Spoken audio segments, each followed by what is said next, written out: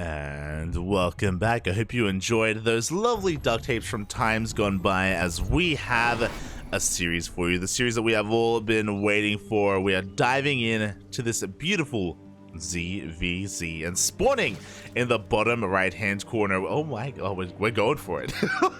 We are just going to be sending it here with the 12 pool. We have the Vietnamese Zerg player, the best player in all of Southeast Asia, the last king of the sea. Representing Team Gosu, it is MeomaikA. And spawning in the top left-hand corner, we have his opponent. We have the Kong himself, the South Korean Zerg player representing Kwangdong Freaks, if I'm not mistaken. It is soO. Yep, just double checking, he does represent the Kwangdong Freaks themselves, and we don't get to cast a lot of soO. We've spoken about this before, but soO, he isn't a full-time pro anymore. I believe he doesn't spend all of his days practicing and training like he once did in the past. Nowadays, it's something that he just does in his off time instead.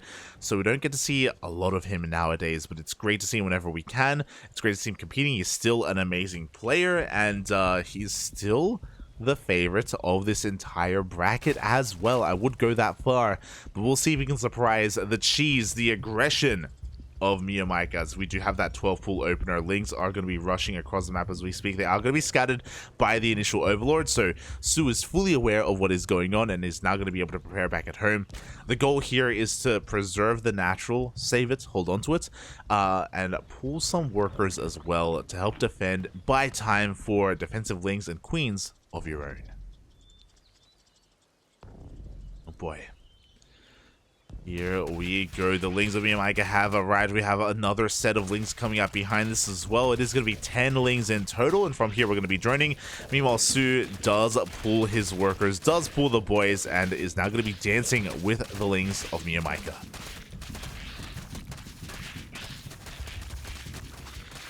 So far, so good. Again, we're just going to be buying time here, making sure the base does survive. Lings of soO do pop out in time, and MeomaikA is going to be fended off. And after all said and done, MeomaikA didn't kill a drone. But MeomaikA did kill an overlord. Wow, very nicely done. The queen of MeomaikA moved out, snipes an overlord, supply blocks soO here for a little bit, and that suddenly makes this worth it. Boy, very nicely done. We do have soO trying to commit to a counterattack, but the queen is here defensively, is ready for this. But MeomaikA also loses an overlord across the map, so the advantage that MeomaikA once had isn't quite as great, isn't quite there anymore, to be honest, and nothing's going to be settling down. soO has a drone lead. He's throwing down the spine crawler to be safe, and this shows us that I think soO wants to go into 2-base Roach. Quite often when we have a 12 pool incorporated, we are going to be skipping Link speed, and we're going to be skipping Bailings as well. So I imagine soO is going to be going for a more robust army composition, especially because gas income was so delayed. MeomaikA is going to be rushing into a very fast lair, though. He's taking additional gases. This is looking like 2-base Muta.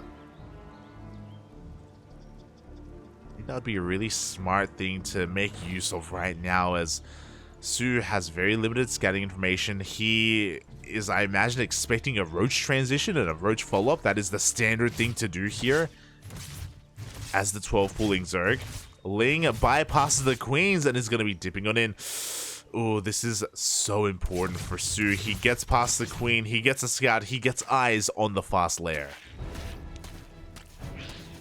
soO's going for a lair of his own, much later than his opponents, but it's on the way nonetheless. And again, seeing this lair timing says so much to soO. I think going for a Spire at this point is going to be a little bit ambitious. Mio's going to go for it anyway. Spire is in production, but soO was able to see enough to have this be a possibility in his mind. Like, you don't rush into a lair this quickly unless you're going for a Spire.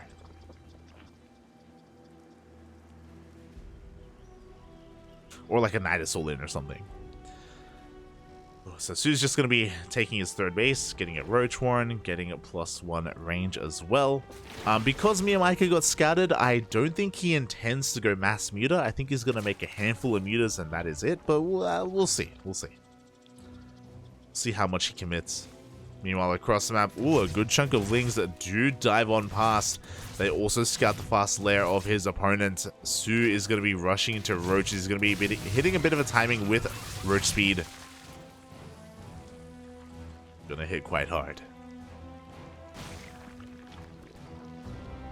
As the Spire's about to finish up, we will have enough gas and minerals to get into 7 mutas. Maybe even 8 mutas by the time the Spire does finish.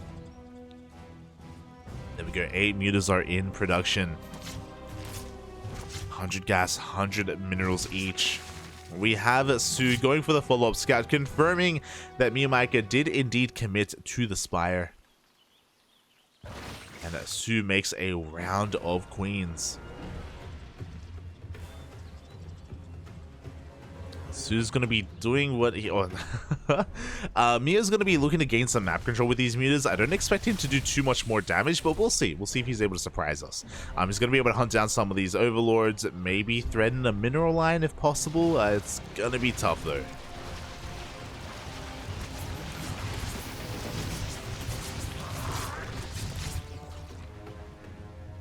So there we go, the queens are brought to the front lines. One overlord is going to be going down. The mutas, they do bypass the queens and go straight into the main base. They find another overlord.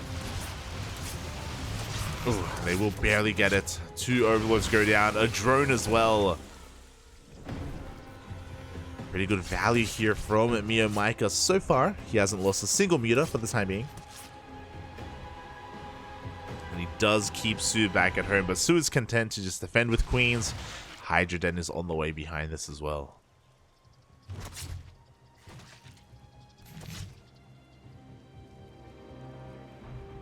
Oh.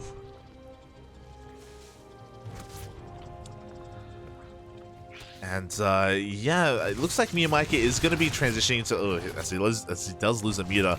Oh god. Second muta as well. MeomaikA is going to be transitioning into a heavy Roach army. Like, he only has a handful of mutas from map control, and that is it.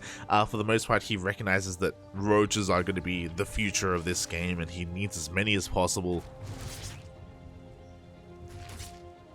But MeomaikA, his third is so delayed in comparison. He has so much droning to do if he wants to catch up. But maybe he doesn't. Maybe this third base is just for lava because he is pumping out nothing but roaches. He's moving out across the map, looking to hit a bit of a moment here, a window where soO is at his most vulnerable. But soO's been able to keep up in army supply. That's the thing. Like, soO, he has a decent amount of roaches himself. Oh, Link Scout does confirm the lack of drones here at the third base of his opponent. Roach is a subtle step forward. MeomaikA is trying to get on top of the Ravagers of soO. The muta's coming from behind, but the Queens are waiting for them. And MeomaikA cannot bust through. GG gets called, and soO takes the series 2-0.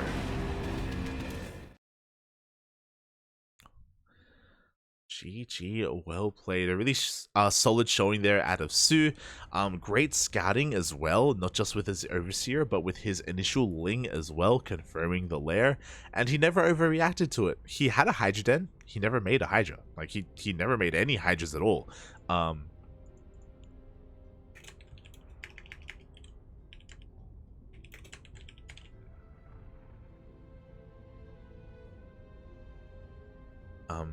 But yeah, he never made any Hydras. He relied heavily on Queens to defend, and that was a good choice because we only had a handful of mutas out from MeomaikA.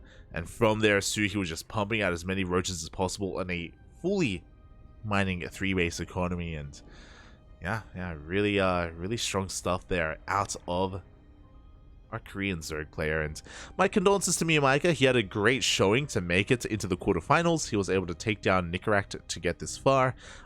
So good stuff overall for MeomaikA, but soO is the favorite in this tournament, and he moves on to the semifinals where he's going to be facing off against Future. Oh, let's go.